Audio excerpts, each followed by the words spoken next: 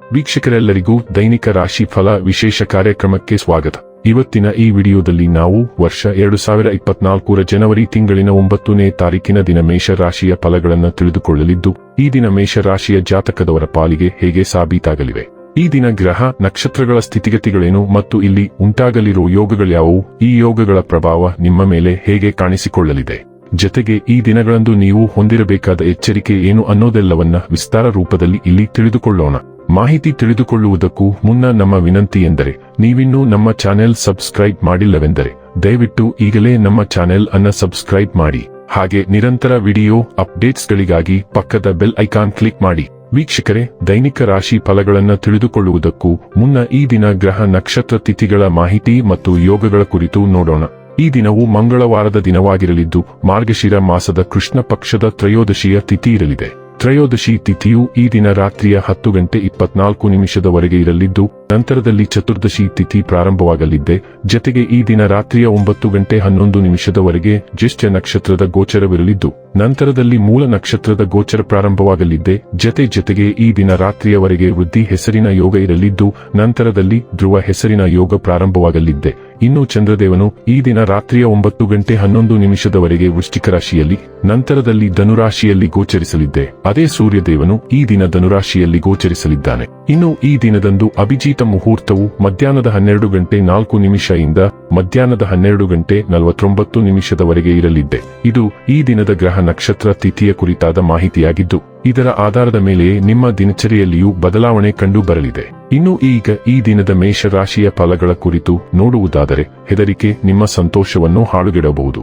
ನೀವು ಇದು ನಮ್ಮ ಆಲೋಚನೆಗಳು ಮತ್ತು ಕಲ್ಪನೆಯ ಪ್ರಭಾವವೆಂದು ಅರ್ಥ ಮಾಡಿಕೊಳ್ಳಬೇಕು. ಇದು ಸ್ವಾಭಾವಿಕತೆಯನ್ನು ಕೊಲ್ಲುತ್ತದೆ, ಜೀವನದ ಆನಂದವನ್ನು ಹೀರಿಕೊಳ್ಳುತ್ತದೆ ಹಾಗೂ ನಮ್ಮ ಸಾಮರ್ಥ್ಯವನ್ನು ಕುಂಠಿತಗೊಳಿಸುತ್ತದೆ. ಆದ್ದರಿಂದ ಇದು ನಿಮ್ಮನ್ನು ಹೇಡಿಯಾಗಿಸುವ ಮೊದಲು ಅದನ್ನು ಮೊಗ್ಗಿನಲ್ಲೇ ಚಿವುಟಿ ಹಾಕುವುದು ಒಳ್ಳೆಯದು.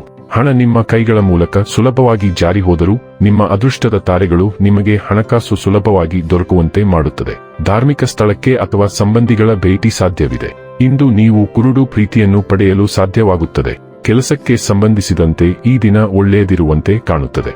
ಇಂದು ನಿಮ್ಮ ನಿಕಟ ಜನರು ನಿಮ್ಮ ಹತ್ತಿರ ಬರಲು ಪ್ರಯತ್ನಿಸುತ್ತಾರೆ, ಆದರೆ ನಿಮ್ಮ ಮನಸ್ಸನ್ನು ಶಾಂತಗೊಳಿಸಲು ನೀವು ಏಕಾಂತದಲ್ಲಿ ಸಮಯವನ್ನು ಕಳೆಯಲು ಇಷ್ಟಪಡುತ್ತೀರಿ.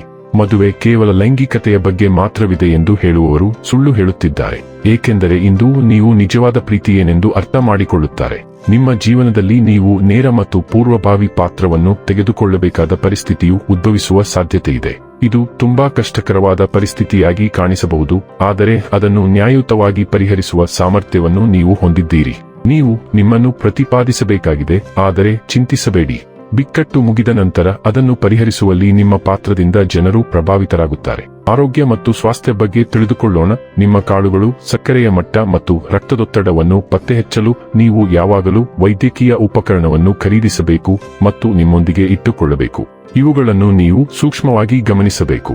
ಸಮತೋಲಿತ ಆರೋಗ್ಯವನ್ನು ಕಾಪಾಡಿಕೊಳ್ಳುವಲ್ಲಿ ನೀವು ಮಾಡಿದ ವಿಚಲನಗಳನ್ನು ಅಳೆಯಲು ಮತ್ತು ನಿಮ್ಮ ಪ್ರಗತಿಯನ್ನು ಟ್ರ್ಯಾಕ್ ಮಾಡಲು ಇದು ನಿಮಗೆ ಸಹಾಯ ಮಾಡುತ್ತದೆ.